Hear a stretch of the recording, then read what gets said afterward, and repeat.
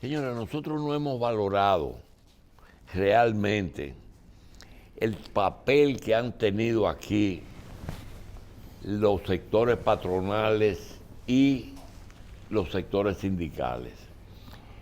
En todos los países hay un enfrentamiento constante y ese enfrentamiento generalmente está acompañado de cuando uno de los dos sectores cede, lo acusan. Sin embargo, aquí ha habido paz laboral y el sector laboral nunca ha sido un obstáculo para el desarrollo del país. Nunca ha sido un obstáculo. Ha entendido todos los procesos. Sin embargo, yo creo, defendiendo mi generación, que eso se debe a que la experiencia se ha impuesto. Aquí todo el mundo ha tenido relevo menos nosotros los viejos, en la prensa y en el sindicalismo. Yo tengo 3 compañeros de generación, aunque no de lucha, que son, digo quién, son Pepe Abreu y Gabriel del Río. Mire, cuando fundaron Teniantillas, la consigna era: cuando lo bueno es nuevo, vale la pena cambiar. Y si ¿Cuándo bueno, qué? Cuando lo bueno es nuevo, vale la pena cambiar. Y si lo bueno es mejor, Teleantilla es tu canal. Así que eso también es, pero cuando lo bueno es, se extiende el tiempo. Lo bueno no se cambia. Lo bueno no se cambia. Eso es lo que cree mucho Gabriel del Río.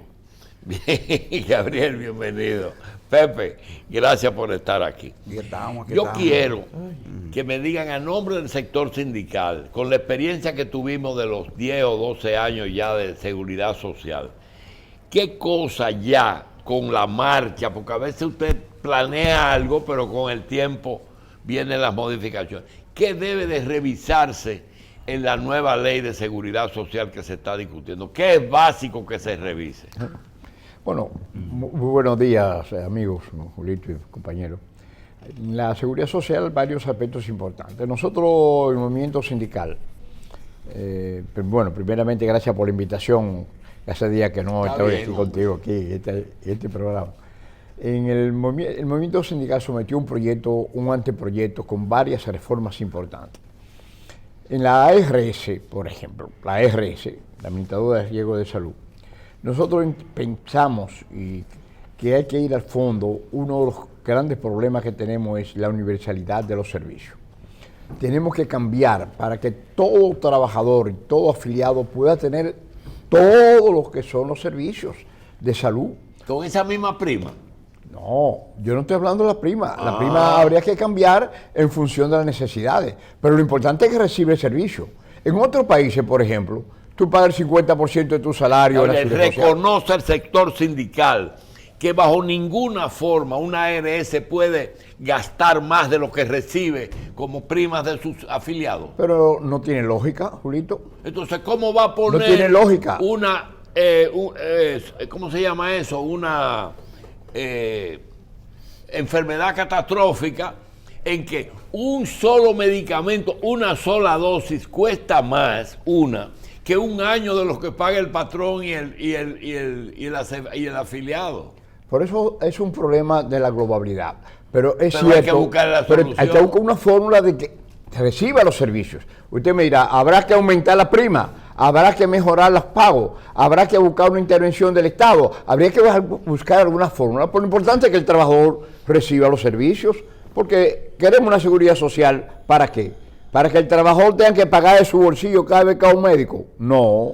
Que el trabajador no tenga lo suficiente, que va a una farmacia, tenga que decirle, oh, ese medicamento no está. No. ¿Y hay países que tienen ese problema resuelto? Claro que sí, todos los países nórdicos fundamentalmente, claro, pagan una cantidad. ¿Y el Estado no pone una parte ahí en el jueguito ese? El Estado puede intervenir o no, dependiendo de cómo esté el sistema. Ahora, lo fundamental de esto para nosotros es que los servicios los pueda recibir el trabajador y su familia. Y si tú no quieres que eso se siga limitando a prevención, porque prácticamente es prevención. Bueno, eso es un problema. Una consulta. Claro, las consultas que sean adecuadas, a que no el trabajador no tenga que pagar de su bolsillo cada vez que tiene que ir 1.000 pesos ahora, que es lo que paga para una consulta. Entonces, buscarle un punto a eso. A eso es un problema que hay que solucionarlo. Bien, ¿y en los fondos de pensiones? Bueno, el fondo de pensiones nosotros hemos planteado también una cosa importante. Decimos, no puede continuar un sistema de pensiones donde no asegure una pensión digna a un trabajador. El sistema que tenemos actualmente de pensiones es un sistema que tenemos que transformarlo totalmente. Nosotros no estamos puestos... En una forma responsable, algún miembro del sector sindical ha dicho, nosotros no estamos con que se devuelva, nosotros lo que estamos es con que cuando yo esté pensionado me alcance para vivir, que es que no alcanza la indexación, ¿es así? Así es, eso es lo que Es hemos decir, que planteado. ustedes no están de acuerdo con la devolución de los No, fondos. no estamos de acuerdo, porque esa devolución que se ha hecho, que se ha intentado hacer, eso no resuelve nada en el fondo. Y el problema de esto es que si a ti te dan ahora los fondos que son para la pensión, después cuando tú llegues el proceso de pensión va a ser peor. Entonces nosotros hemos dicho, no, nosotros estamos de acuerdo que hay que transformar el sistema. No estamos opuestos a que continúe el sistema de capitalización individual, no estamos de acuerdo de eso. No estamos en contra, lo que decimos es que eso no puede ser obligatorio. Y si eso provoca esto que te voy a plantear, Pepe. Sí. Ok, el diputado ese tiene razón, logró la opinión pública, logró todo el que está asfixiado que quiere unos cuartos, porque eso es lo que está pasando. Así Usted sabe es. lo que es que yo voy a coger unos cuartos, no están en más nada. Y dice, bueno, vamos a hacer una cosa, devuelvan todos los fondos en la forma que se pueda pautar la devolución, porque esos cuartos están prestados, ¿verdad? Pero se devuelven, se elimina el fondo de pensiones y se comienza a decir al trabajador, señores, ahorren ustedes para su vejez. ¿Eso es posible? Mira, doctor, usted, su profesión original, médico, nada más y nada menos que formado en Egotier, Que no es un rulo. que no es un rulo, porque ahí fue que comenzó la simiente de lo que es un sistema de seguridad social. Sí. El dictador Trujillo Y era el buque insignia de intentó la atravesar- medicina. Buque insignia, ¿usted ve? Conectado con los alemanes, lo que pensaban los alemanes, todas esas cosas, ¿verdad? Eso inició ese proceso por ahí. Entonces, usted dice, ¿verdad? A raíz de eso que se ha planteado. ¿Es popular la consigna de devolver los fondos? Claro que sí. Si usted tiene trabajadores que siendo activos, oiga esto, Sí. estando activos, y que sin sufrir en la pandemia ni una suspensión, ni una cancelación, sino que han estado permanentemente trabajando. Usted le pregunta, ¿tú quieres que te devuelvan el 30%? Te dicen que Y no. le dice, sí señor, yo quiero eso. También. Pero usted se lo pregunta a un suspendido Sí. y le va a decir también que sí. Y se lo pregunta a un A todo el que va a cancelado, coger unos cuartos. también le va a decir que sí. Como usted dice, a todo el que está asfixiado. O por usted hay deuda, un millón de pesos que ahí sí, guardado, yo lo que quiero va a por decir ahora eso. mismo. Eso es así. Entonces, uno dice, ¿verdad que sí? Lo que pasó en Chile, usted lo prefigura, ¿verdad? Porque El Chile fue que se 10%. instauró el tema de capitalización individual. Hoy dice, por ejemplo, el ministro de Hacienda de Chile, Michel Carlos Tojacín, dice hoy, en Chile hay 11 millones de personas que han cotizado al sistema para pensión. Con la distribución que hemos hecho, dicen ellos, de 3 veces 10%, ya 6 millones de personas agotaron los fondos para entregarle al final de su vida laboral A los otros 5. una pensión. Michelle, están diciendo ellos. No hay para los otros. Entonces dicen, nosotros como Estado ahora vamos a tener que buscar, ¿entiendes? Los fondos que garanticen que esas personas se pensionen. Porque si de algo hay que estar seguro, doctor, es que todo hombre, toda mujer, al final de la vida laboral, ¿qué quiere? Una pensión, un retiro. Entonces, ante esta avalancha que existe con el tema este de los fondos de pensiones, una de las cosas que tiene que comprender ese sistema de la AFP, doctor Michel Carlos, es esto. Ese sistema no hace que la gente se identifique con él. Sí, Ese pero yo sistema quiero, no lo antes de hace. seguir, Entiendo, no lo antes hace. de seguir a Gabriel y a Pepe, ustedes bien saben Sí. que en la época caliente los sindicatos eran manejados por partidos. Y los sindicatos a los partidos y los partidos a los sindicatos. En el caso de la seguridad social, yo puedo llegar a la conclusión de que la clase laboral, no importa la federación o la asociación, ¿están de acuerdo en la lucha? ¿O ustedes tienen mucha diferencia? No. Nosotros estamos de acuerdo. Por ejemplo, Gabriel y yo podemos tener, en cuanto a la devolución de los fondos, una contradicción. Por ejemplo. Un día y un 30. Exactamente. Por ejemplo, no. Que nosotros estemos de acuerdo, en el lado nuestro de la CENU, con que se devuelva de los fondos en cierto caso, en cierta escala de casos. Quizá la CA tenga otra posición, ¿verdad? Nosotros tenemos otra. Quizá Gabriel le dijo, bueno, yo estoy de acuerdo con el sistema de capitalización individual. Es posible que nosotros le digamos desde la CENU que no queremos el reparto tradicional, pero queremos un cambio en el sistema que nos dé, ¿sabe qué, doctor? Lo que usted decía, certidumbre. Porque ¿qué es lo que pasa? En capitalización individual usted no tiene certidumbre de y a nadie se le ha ocurrido, Pepe, no tiene certidumbre. Un banco de los trabajadores con esos cuartos y que ustedes lo que tengan no le devuelvan a nadie y le presten al que tenga un problema. Usted sabe que en Uruguay se ¿O tú no te acuerdas? Aquí no se ha hecho, pero hay países que se ha hecho así como usted dice. Un banco de los trabajadores Sí, con los fondos míos. Por ejemplo, Uruguay, ¿qué es lo que tiene? Es un banco de financiamiento, de progreso. Y tanto el fondo de pensiones como el fondo de la ARS y trabaja ahí. pero los bancos no lo van a aceptar. No, los bancos, por supuesto que no lo van a aceptar mansamente, usted sabe. Nosotros hemos hecho programas, hablamos del aumento salarial, hablamos de la modificación de la seguridad social, hablamos del código y todo eso. Y hoy hay un tema, porque estamos en una semana donde el gobierno prácticamente cumple un año de gestión, en la que, viendo el discurso del presidente Abinader y la locución del expresidente Fernández, nos surge una interrogante y queremos oír la otra campana de la que se anuncia. ¿Cuál es la posición de ustedes? ¿A qué me refiero? Me refiero a lo que tiene que ver con la cantidad. El presidente Abinader anuncia que se ha logrado restablecer los 700,000 empleos que se habían perdido en la pandemia, ¿verdad? Volver atrás. Y el presidente Fernández hace una explicación y dice, eso no es así.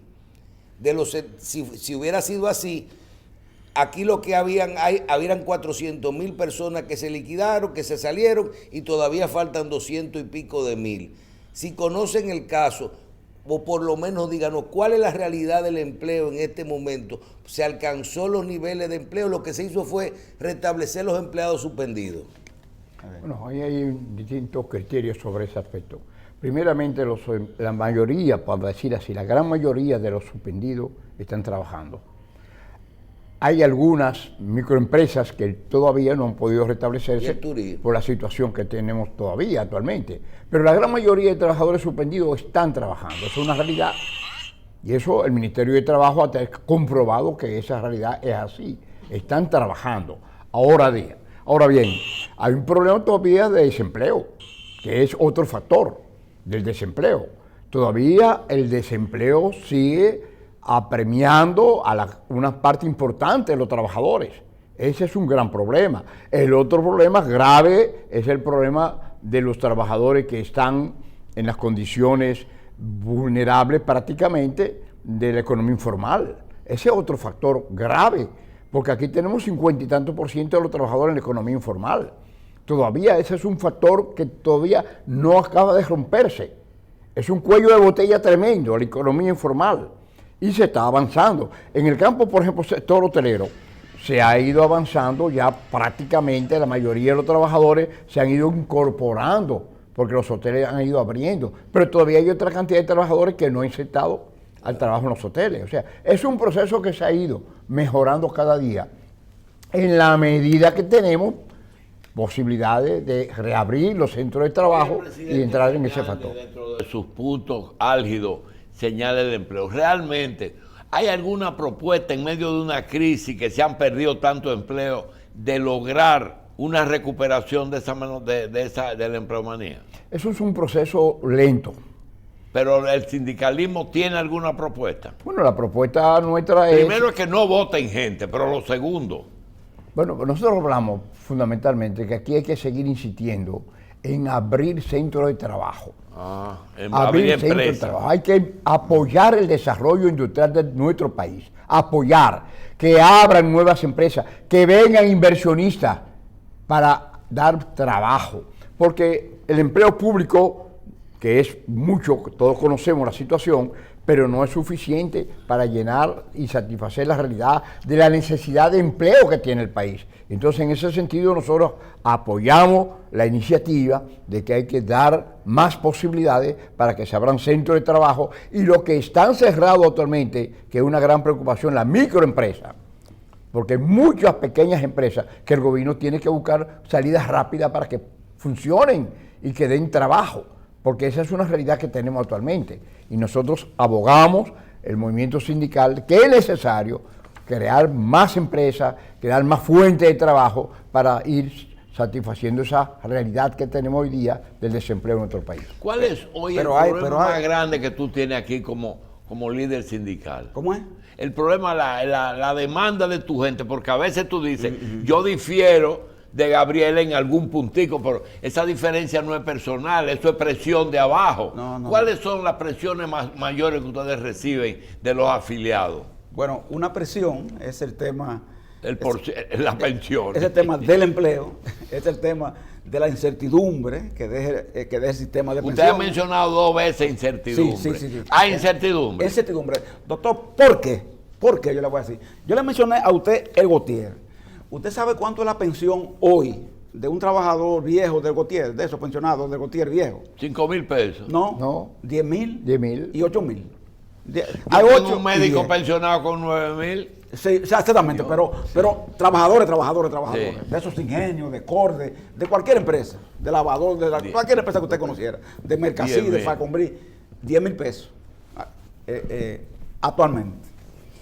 ¿Cuál es la incertidumbre, doctor? Mire, cuando a usted le dice en el sistema de pensiones ese que tenemos, de acuerdo a la proyección, Michelle que le gusta la economía, en la proyección me da que ese señor mismo que está ahí y que es un obrero como el otro que recibe 10,000 pesos, va a recibir alrededor de 3,000 o 4,000 pesos. Doctor, eso provoca estremecimiento. Cuando usted le dicen, una persona que gane 100,000 pesos a la hora de su retiro, en ese sistema va a recibir 20,000. Mire, doctor, eso causa un problema al futuro. Nadie salta para atrás. Que aunque yo no esté aquí en la revista y pida permiso y me excuse, ¿entiendes? Y esté en otro sitio, sabrá Dios cuál.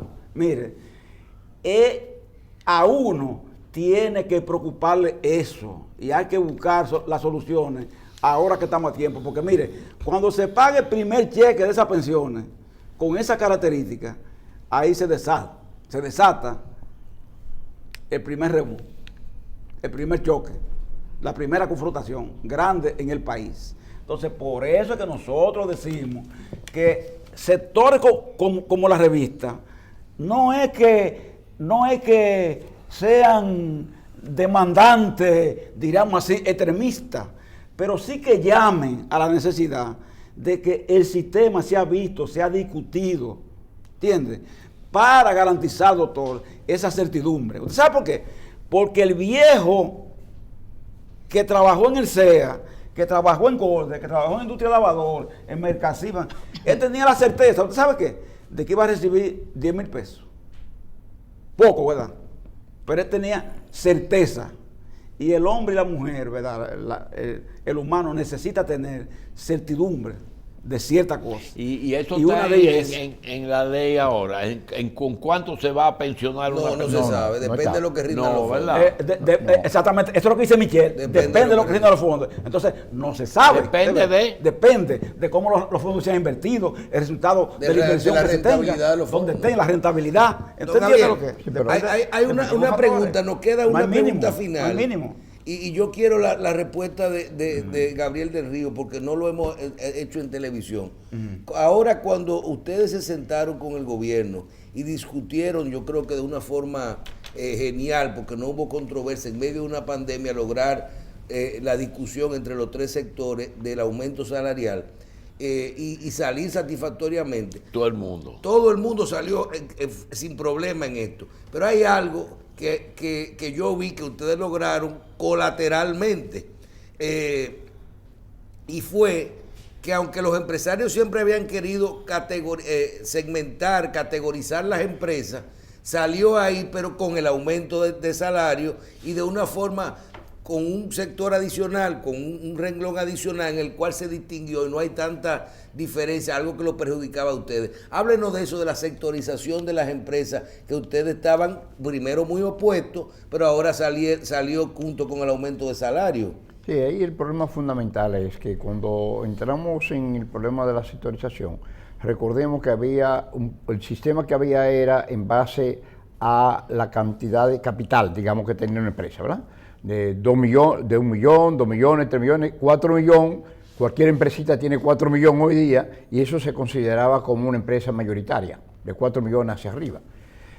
Cuando analizamos el problema de la microempresa, vemos que ahí hay realmente un problema real, porque tenemos que aceptar que aunque las microempresas no son las que dan más trabajo en el país, ya comprobado, porque antes se decía que las microempresas eran las que daban más empleo. No son las microempresas que dan más empleo, son las grandes empresas. Ahora, hay más empresas pequeñas, micro, que grandes, pero las grandes son las que dan más empleo. Ahora, cuando discutíamos el problema a fondo... ¿Y las pymes se afilian a las centrales sindicales? Sí, algunas sí tenemos, algunos trabajadores afiliados de las pymes. ¿A usted no le interesaba? Sí, claro que sí que nos interesa. Y nos preocupa y estamos trabajando para lo que tenemos en la pregunta, escúchame, Michelle, las preguntas que usted dice, ¿cuáles son de los problemas que tenemos actualmente graves, que mantenemos? Reclamo la libertad sindical. La gente quiere organizarse, pero lo votan cuando se organiza. Entonces, los trabajadores están diciendo, quiero organizarme, pero me van a votar. Entonces, ¿para qué me organizo? Entonces, es un problema que tenemos de la libertad sindical que aquí no se ha mejorado. Fundamentalmente, ese aspecto sigue siendo un problema grave. ¿Todavía ve mal la organización? Claro que sí, todavía. La gran mayoría de empleadores y sobre todo en la microempresa, hemos intentado formar sindicatos, por ejemplo, de trabajadores mecánicos, por ejemplo, que son de microempresas. Bueno, te lo votan todo. Entonces hay mucho problema. Volviéndolo a Michelle, ¿qué es lo que nosotros vimos en el fondo? Que con esas categorías, primeramente, se rompe con el sistema anterior que teníamos, que era un sistema que no funcionaba ya. Y segundo, vimos que cuando se discutió las distintas categorías, vimos que usted puede, a través de, como decíamos, una de las categorías, por ejemplo, 10 empleados, la micro, digamos, 10 empleados, ¿verdad? Con una producción de 8.000 pesos, 8 millones. Bueno, pero si usted puede subir de categoría fácilmente, en vez de 8 millones, usted produce 10 millones, entonces usted tiene una mayor categoría. Puede subir a otras categorías y eso fue lo que nosotros vimos, por lo cual nosotros decimos, vamos a cambiar el sistema porque eso favorece al trabajador. Bien. Pepe, yo sé cómo piensa Gabriel en esto que voy a preguntar, porque esa corriente social cristiana vino de apoyar por la Iglesia Católica, y la Iglesia Católica con las migraciones es muy claro, ellos no tienen limitaciones. Un migrante es un ciudadano del mundo y todo el mundo tenemos los mismos derechos.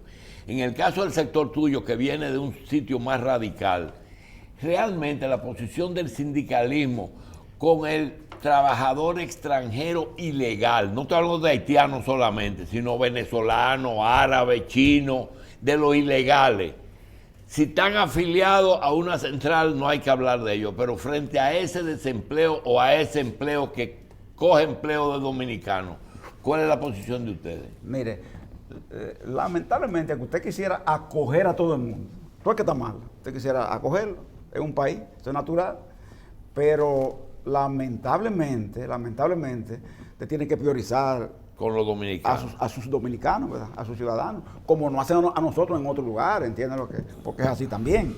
Entonces, donde quiera que usted va a Suiza, va a Finlandia, va a Noruega, muy democrático y demás asuntos. Pero primero los ciudadanos. Pero, ¿entienden lo que? Los rumanos que van allá, o los checos, ¿entienden lo que? Van después de ellos. Después de ellos se colocan, no primero que ellos. Entonces, en ese sentido, uno tiene que entender Que primero Dios y después su santo. que es necesario eso, porque si usted se crean empleos, ¿verdad que sí? Y usted lo crea para favorecer la extranjería, ¿qué está haciendo, verdad? Está creando en el país una debacle futura. Entonces, en ese sentido, nadie debe trabajar en un país. Pero déjame precisarle algo de nuestra posición. Nosotros decimos que ningún país debe tener más trabajadores que lo que realmente necesita. No es posible que se sigan trayendo trabajadores en el país si el país no lo necesita realmente. Y nuestro código de trabajo es claro en ese sentido. Entonces tú no crees en que dominicano no corta caña. No, el dominicano no es que nos corte Sí, caña. hay quien corte, pero no quieren cortarla. Bueno, si hay que importar el que corta caña porque se necesita que se traiga, pero que se devuelva a su país de nuevo. Doctor, no se quede en el país, Sí, sino que se vuelva otra vez en ese sentido. Por origen, hay trabajos que no le gustan a nacionales de los Seguro. países. Pero lo hacen en el extranjero. Lo hacen en el Por extranjero. ejemplo, en Puerto Rico, ¿quiénes son líderes en la En construcción? el campo. En el campo. Los Son los dominicanos. dominicanos. ¿Entiendes? Así.